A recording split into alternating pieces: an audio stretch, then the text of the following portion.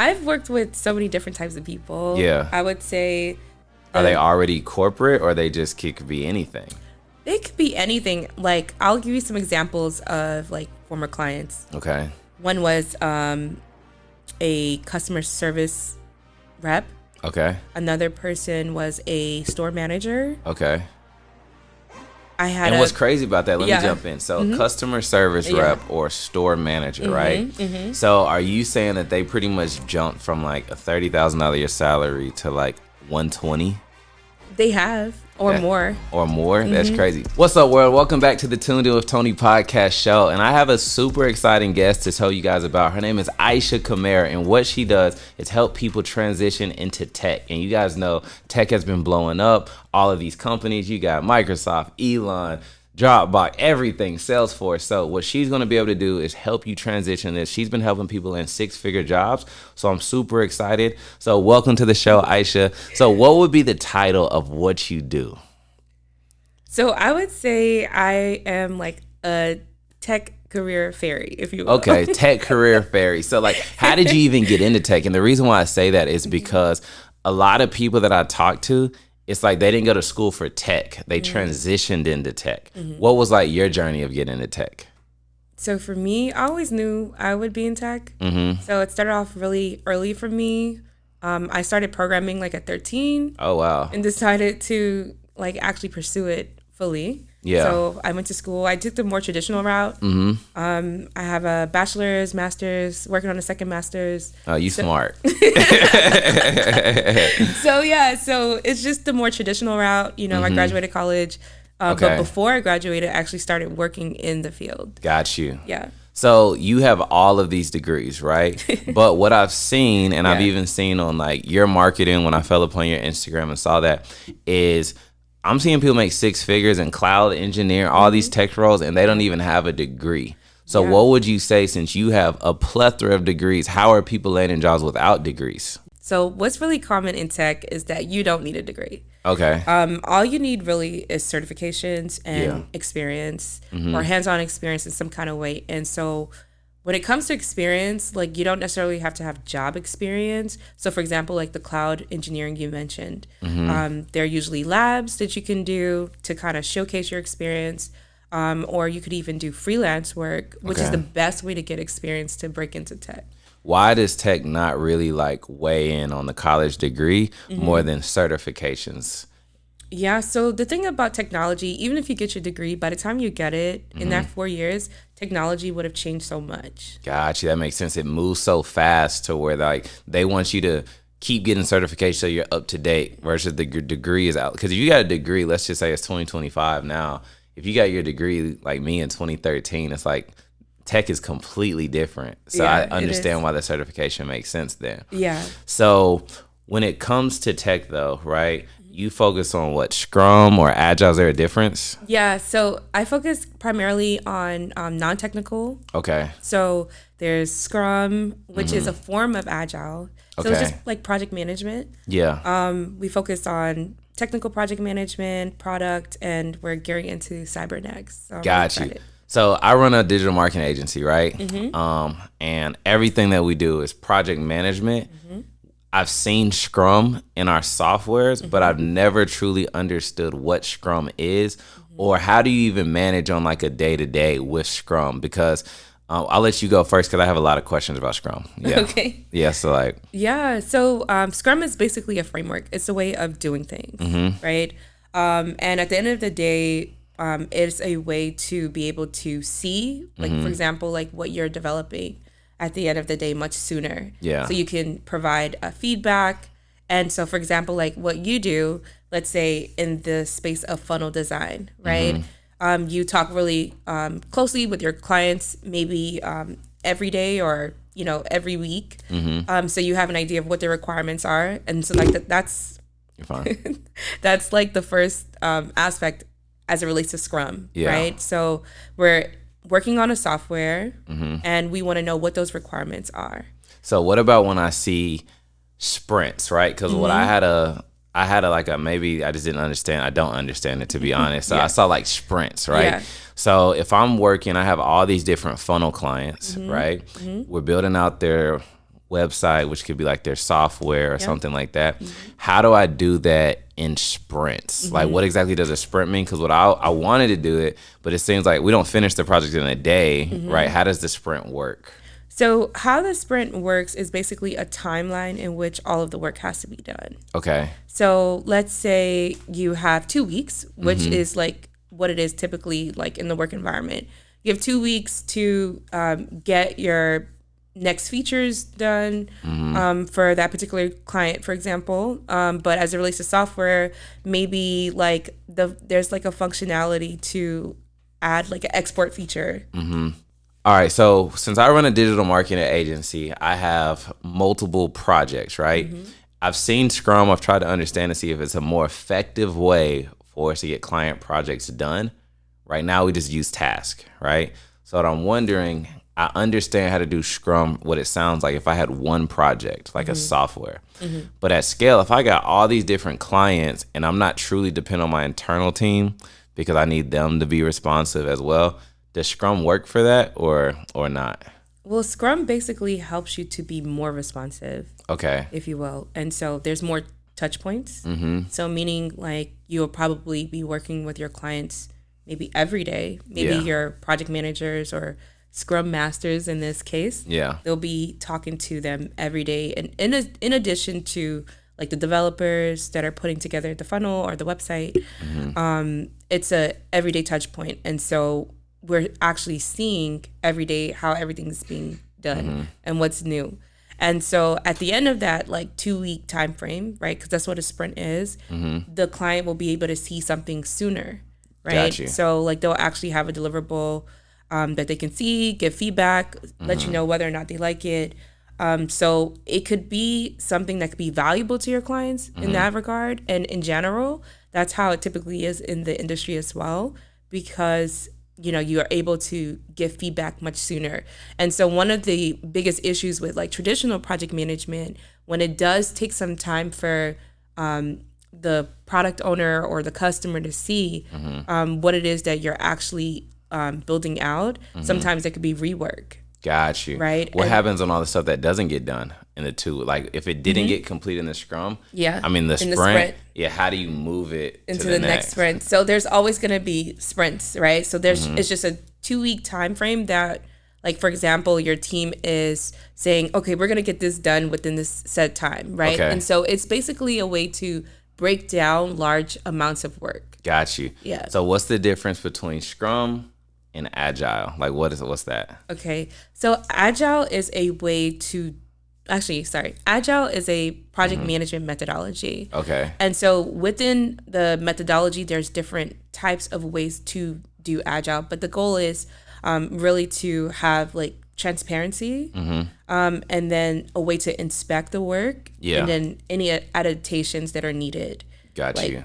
Okay. So now with people getting into Scrum and Agile, they're now working in the tech industry, but this is why they don't have to be like super tech, like an engineer, because it's like there's pretty much project managers coming from other industries that are now working for a tech company just doing this. And that's how they can get into tech also as well, right?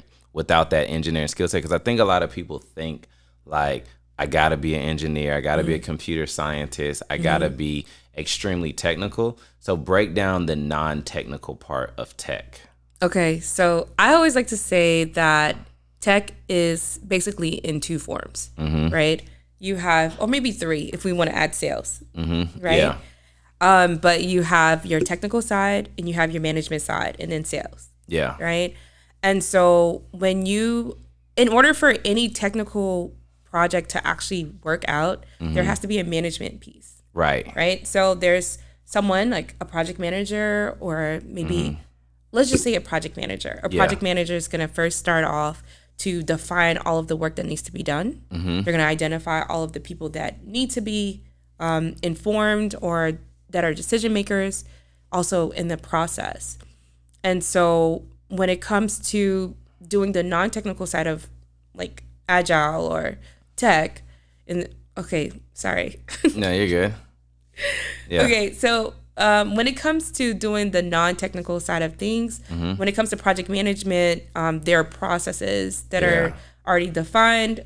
We have different agencies that actually make up like what best practices are. So, for example, as a project manager, I would follow the processes that are outlined in PMI, which is the Project Management Institute. Okay. For Scrum, I would That's follow. That's like a general thing that people have to follow, is that PMI? That would be good, right? Because it's best practices. Got you. So, for example, let's say as you're building out funnels, there, and there's so much that you do, but like let's just say funnels, right? Yeah. There are best practices that industry wide when it comes to building out a successful funnel. Got you. Okay. And then is there still like, because I remember the tech boom, right? And all of these people were like getting tech jobs, Salesforce. This was also kind of like that post-pandemic time when tech was going crazy. Are people still making a lot of money working from home, or most of the jobs making people come back into office? What are you seeing in the field? Hey guys, hope you are loving the episode. Like I said, if you're a business coach, online entrepreneur, you have a product or service to sell, especially my course creators, people who sell credit repair, but ultimately any product or service that needs to get in front of people, I have the most efficient system that you could use to sell that product or service. It's called the VSL Masterclass, which allows you to get in front of high intent prospects because we pre-qualify them first so that you're no longer wasting time, and we put them on group sales calls so you don't have to do all that one-on-one call burnout. If that sounds like something you're interested in, click the link below. I have a free class today that you can join where I'll break it all down. I'll be in the class where you can ask me questions and answers. And if that makes sense, like I said, click the link below and let's get back to the episode. What I've noticed is that many companies are making the mandate for people to go in the office. Yeah. And I personally think it's because of real estate. Yeah. Right? And that makes sense though, because a lot of the commercial is coming down. But how do you think that those influence each other though? Because you got the company that's like, okay, we got our workforce, we just have a lease, we don't really care. That's not our problem, right? But then, but they own the buildings. You're if they right. own the buildings. You're right. And most of them do own the buildings. Yeah. If they own the buildings, then I definitely think people are going to like, because they want to get their return on their investment. They got this expensive spot, and they're like, we need people here. Right. I mean, I even truly feel like collaboration is better when people are in the office. I know you've been a fan of the remote, winning from remote. Yeah. What's your take on just the whole thing? Because you obviously have been working remote for years. You know, great jobs, all of that. Yeah. Will you go back in office, or are you gonna stay remote? There's no amount. Yeah, I see you. There's no amount of money that will take me back into the office, and I did get an amount that I liked, and I went back in the office, and I was like, "Ooh, Atlanta traffic." Yeah, I see what you're saying. What about hybrid? No. Okay. Gotcha. I see what you're saying. No, but it's really good for people that are starting off in tech to go in the office. Yeah. Okay, and then as you build trust, maybe you can have more days off, or you can make like special requests. But there are still companies that do offer like remote work. Yeah. Right. There's some people that do better in person. Yeah. And the benefit of going in the office is actually seeing everything, especially because you're new. Yeah. There's so many things that you miss out. Like you said, collaboration is better. Yeah. But there's so many things that you're exposed to, like being in the office. You get to learn a lot more. So like my very first role as a Scrum Master was hybrid. I was living in New York and I was working in Virginia. Yeah. And so like I would come in the office like when we have big events or prepping for big events, and I got to learn so much more actually being close to my teams. Got you.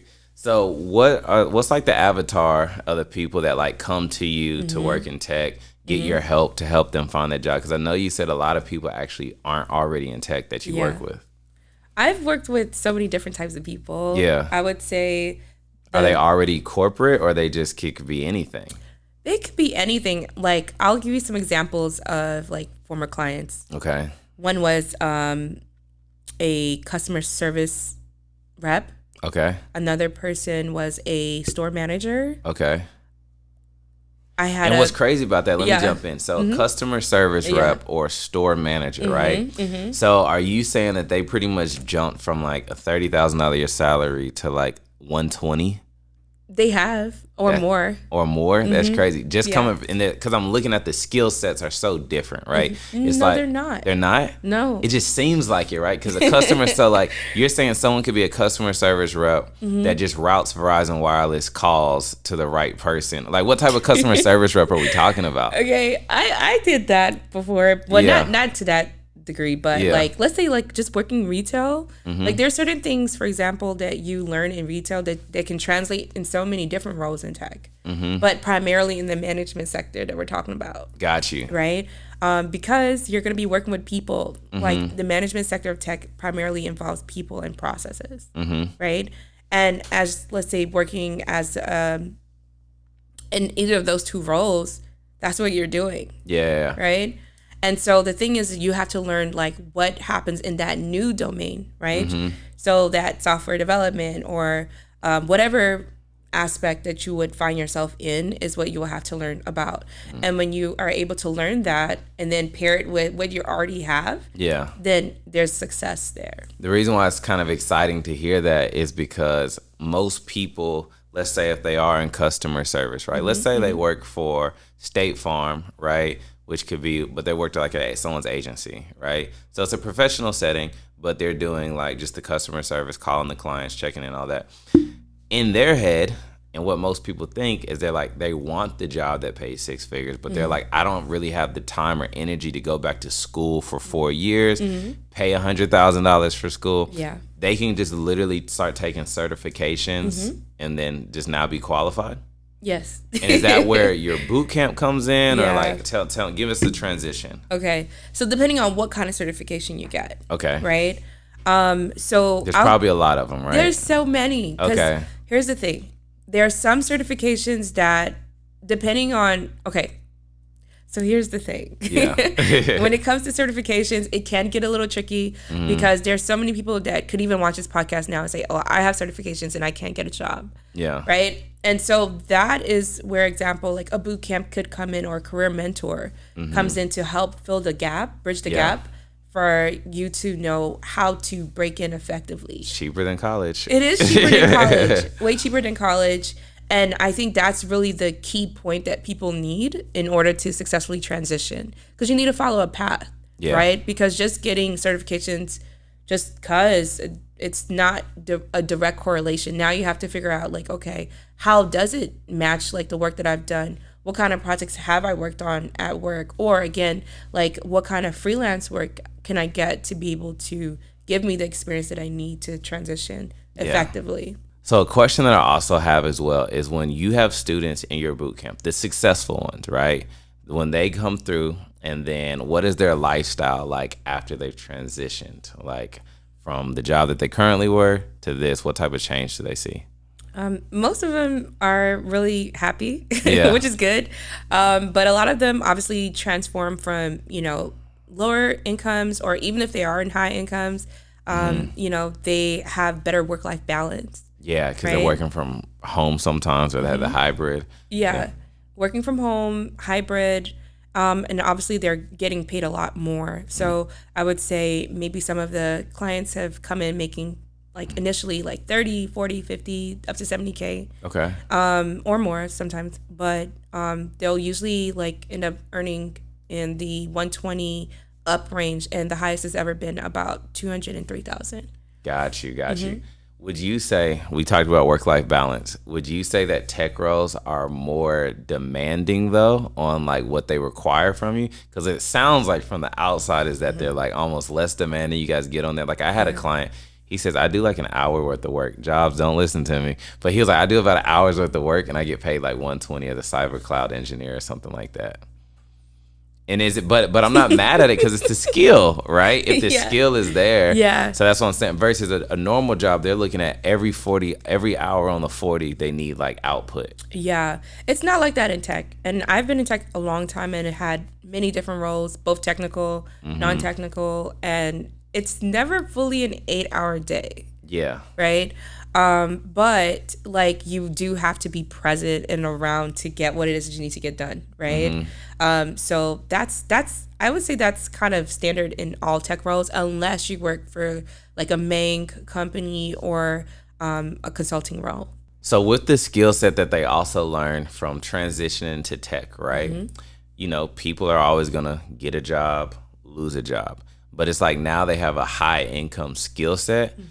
What have you seen for them being able to just get other occupation if a situation, Doge, whatever, comes into their life and changes that situation?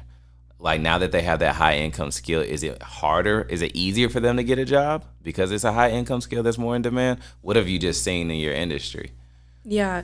So I would say the good thing is once you learn how to have like a 6-figure skill, right? Like Scrum, project management, product management, whatever that is, right? Yeah. Once you learn it, there's always going to be a need for that. Other companies are going to always put acquisitions out every day, like, hey, we need this person. Yeah. Right. And because now, let's say, for example, you may have worked this job and that job, or you might not like the job you started off in, there's always opportunities for you to continue to grow. Yeah. I would say, like, for example, there's been clients of mine, you know, they broke into tech, making 6 figures, and then maybe they didn't like their role. They went somewhere else, still with the same skill set, right? Yeah. And maybe made even more on their next role. You know what I mean? So it's really a great alternative to like going to university, because now you have gone through a boot camp and you've learned how to do said thing in set amount of time, you know, like 8-9 weeks.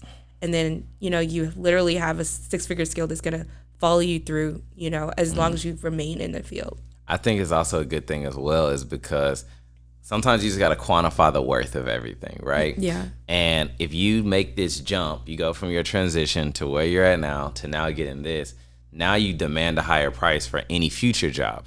So that's also a quantification of just looking at the importance of learning this tech role. Because let's just say you go from $40,000 customer service rep, like I talked about, you go through the certification, you help them with the boot camp, they land their first job, you're now a 6-figure earnee, and you're gonna stay that. You know what I mean? As long as you stay in your field and do your thing. So I think that's super beneficial as well. Can you tell us about a couple of students that you know came through your program? Yeah.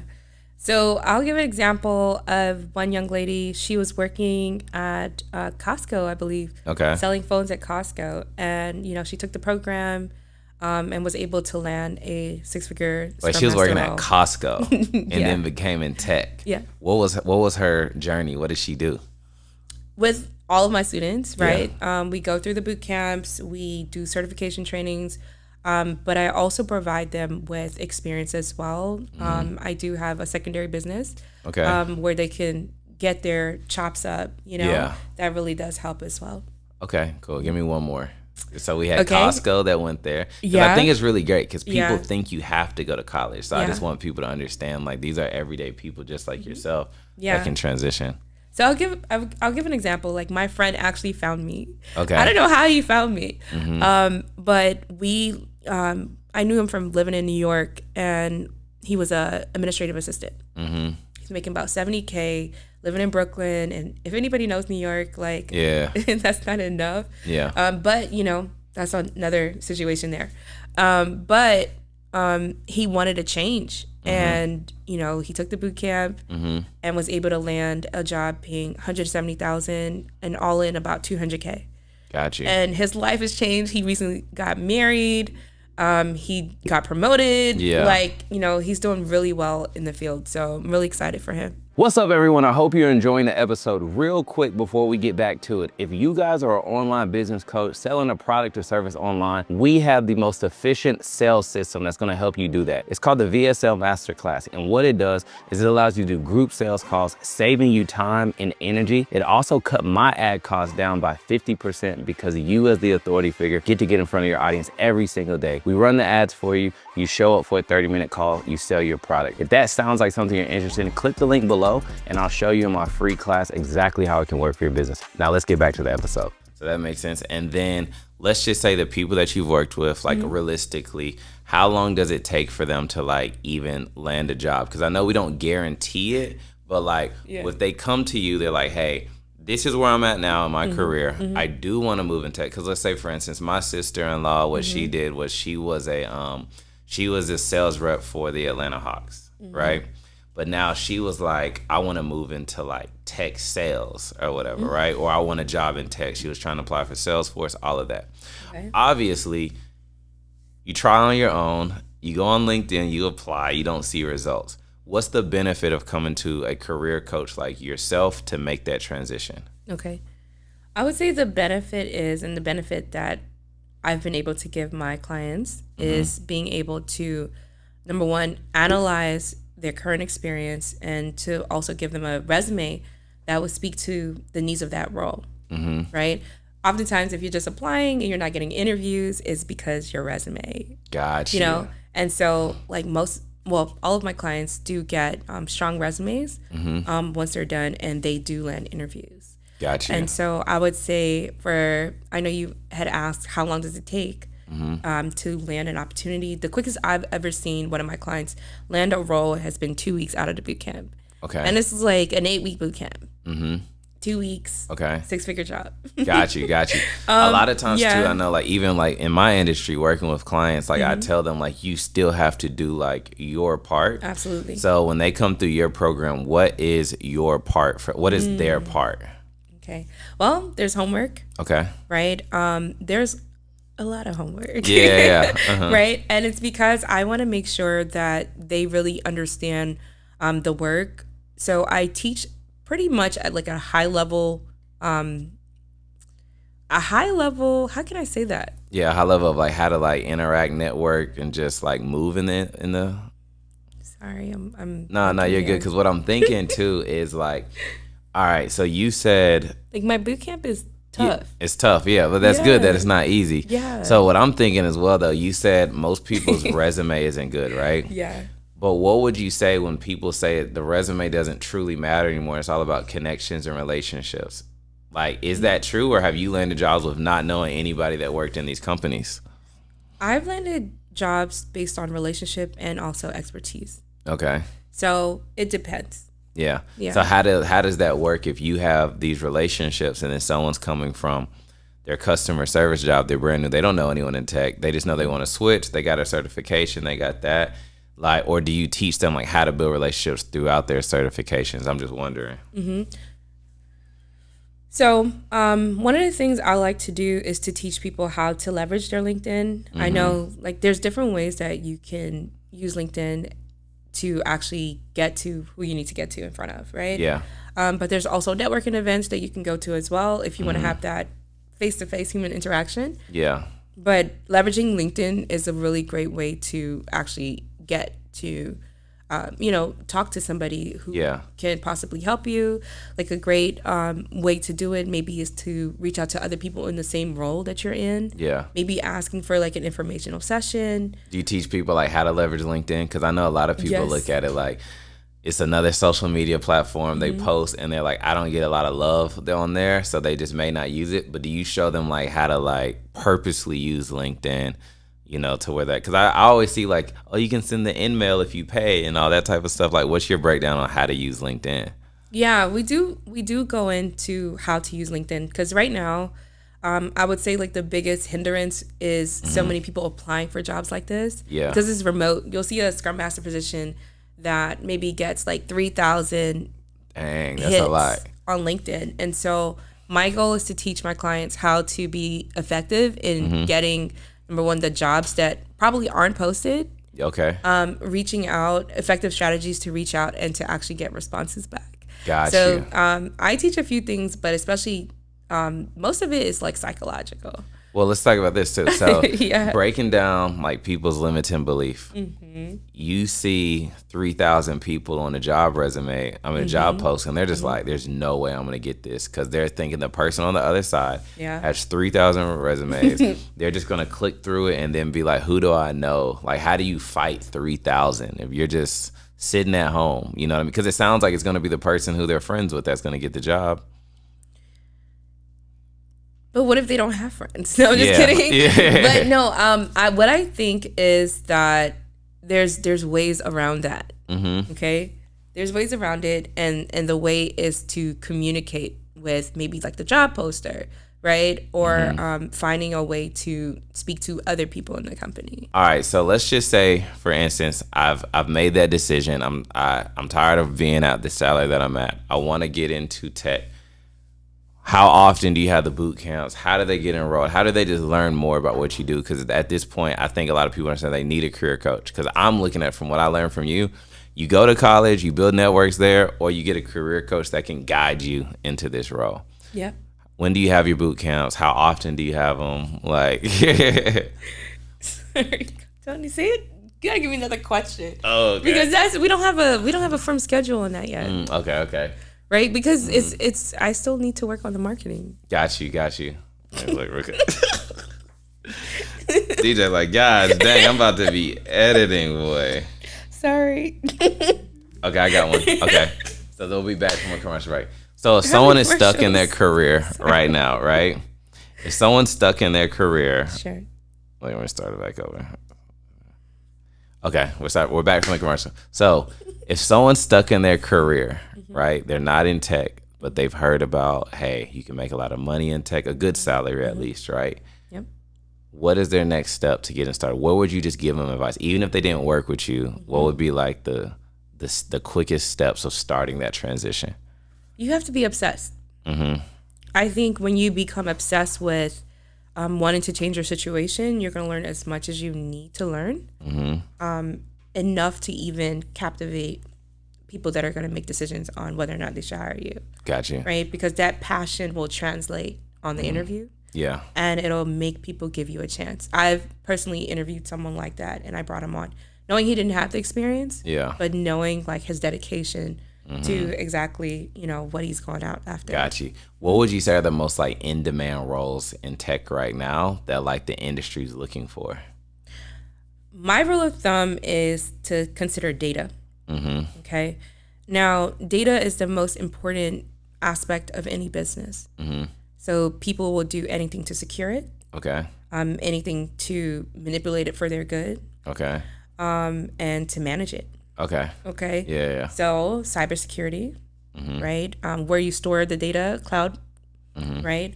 Project managers, project management, because you have to manage these type of projects that involve data. Okay. Right? Yeah. And so like for me, for example, I would say like if you were to become a Scrum Master, if you have like a company, if you're working with a company that is working on like a data initiative, because I've had data teams, you're not going anywhere, right? So I would just say anything that's data focused is the best way to kind of look into where to land in tech. Okay, cool. And then does that correlate also to which certifications they should go after? Because I've always seen like Google certification, all that, but like where do you start when finding which certification you should go after? I always go on Indeed. I do reverse engineering. Okay. So if I want to be a project manager, for example, I'm going to see like the certifications they're going to list is the PMP, for example. Okay. Right. And it'll show me, what all it entails that they're looking for. Okay. And so based on what's there, I'll now start working my way backwards. Okay. Right. So for example, from there, I'll now type in that certification in Indeed or any other job board and see the count. So maybe like if I type in PMP, for example, it might leave like, it might result into like maybe 2,000 jobs. Yeah. But then if I see another certification that's also listed on that other job description that I was looking at initially, and maybe it leads to like 100 jobs. So the job listings usually tell the type of certifications they're looking for, and that's how you can. Okay, that makes sense. That's a good strategy, right there. Yeah, because certifications can be expensive. You have to. How much do they usually cost?